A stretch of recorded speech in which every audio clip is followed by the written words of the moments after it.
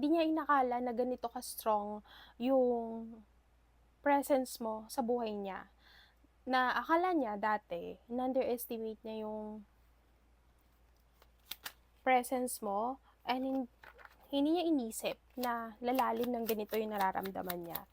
And if you're seeing this message, this is your love reading. Okay. Nilabanan naman niya yung feelings niya sa'yo. Kasi, maaaring walang puntahan to sa umpisa. Ace of Cups in reverse. Nine of Wands.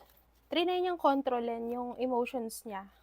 Kasi, nung nakilala ka niya, nawalan talaga siya ng balance sa life niya. To the point na, hindi niya inasahan na ganito ka-strong yung feelings niya for you. Siguro, nung nag-start yung connection nyo, hindi mo maramdaman sa kanya na talagang meron siyang gusto sa'yo or meron siyang balak na level up yung connection nyo.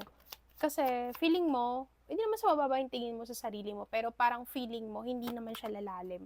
Pero lumipas yung panahon na mas naintindihan mo, ganito pala yung feeling ng in love. And everyday na magkausap kayo, nagpapalitan kayo ng chats, ng message, that's the time na yung person mo ay nagkakaroon ng clarity sa connection yung dalawa.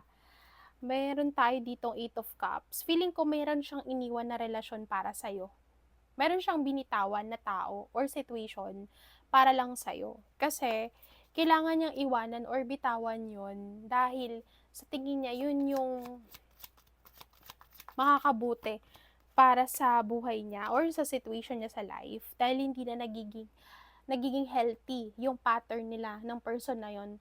Tapos ikaw tong tao na nagdala sa kanya ng kaligayahan, ng kakaibang feeling na talagang hindi niya naramdaman sa iba. So, itong person mo, hindi siya ready sa ganito ka-intense na relationship.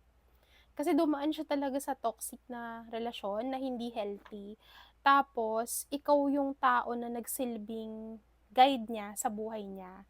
Yung iba sa inyo, natulungan nyo to financially or moral support. Tapos, ang nakikita ko dito, tinanggap naman niya yung help na yon. Kaya lang, hindi siya masyadong expressive. So, ano na bang lagay niyong dalawa? Gusto niya na bang i-level up yung connection o hindi pa?